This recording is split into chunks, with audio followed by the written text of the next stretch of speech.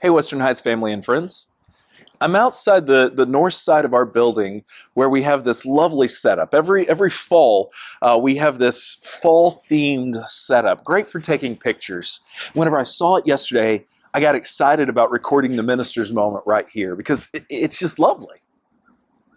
It's also cold out here. Those of you who live in the area know that we had a cold front come through, and it's just chilly. Now, if I'm being honest, I love the cold.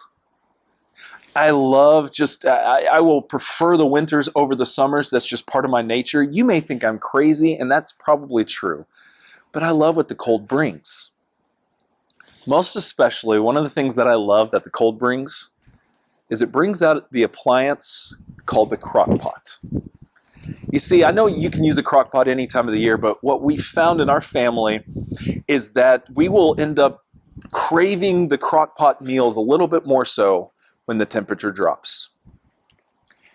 There's one meal in particular that I absolutely love. My favorite crock pot meal, quite possibly my favorite meal of all time, is a pot roast. And there's so many things and levels and understanding about a pot roast that I just absolutely love. And this is different. The crock pot is different than the Instapot. You know, the Instapot hooks it up, cooks things really quick, and it's fantastic for that. But there's something about the flavors in the meal of a pot roast that just is better in a crock pot. I'm reading a book that compared the church to a crock pot. Basically what he was saying is that every one of us is like a raw vegetable or an uncooked piece of meat, or maybe some of us are a little bit spicy. On our own, we have our own identities, we have our own opinions, we have our own personalities, we might even have our own ethnicities and all the things that make us uniquely us. And that's not necessarily a problem. In fact, that brings the wonderful parts of a pot roast or crock pot meal to its beauty. But whenever we think of all the individual components just by themselves, sometimes those things can rub each other. They can rub each other wrong. Just think about it for a moment with the pot roast. If you were to put all the raw ingredients into this crock pot and just there by itself and try to serve that as a meal, everyone would turn their nose to that. Like, it doesn't make sense. It doesn't look appetizing. It's not something you would want to eat. But if you bring all those ingredients together in what they are, and then you let the meal cook, it becomes something amazing. See, I like this picture of the crock pot better than the one that we've adopted in America, the melting pot.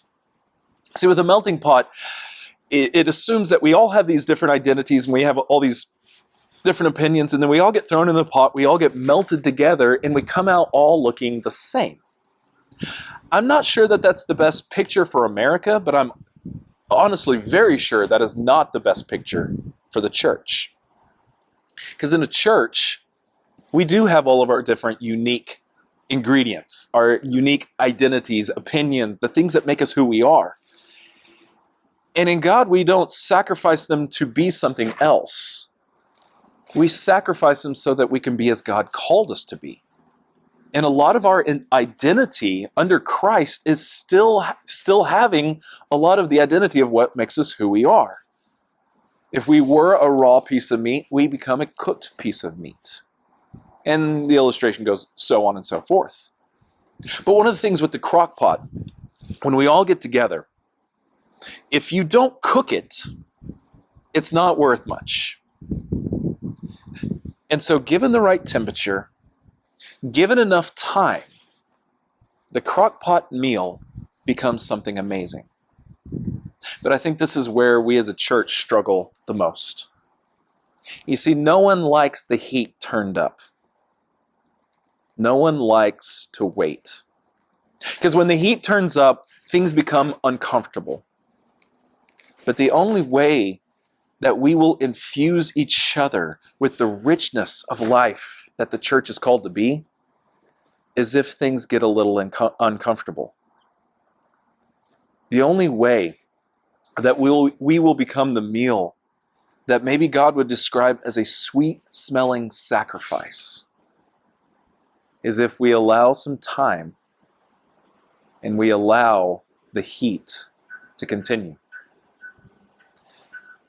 I believe as a church we need to trust that God has a plan, that God has a desire.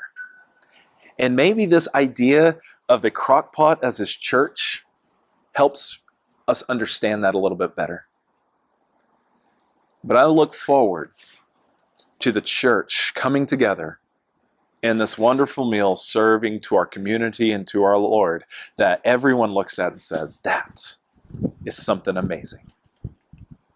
Love you guys. Have a great weekend.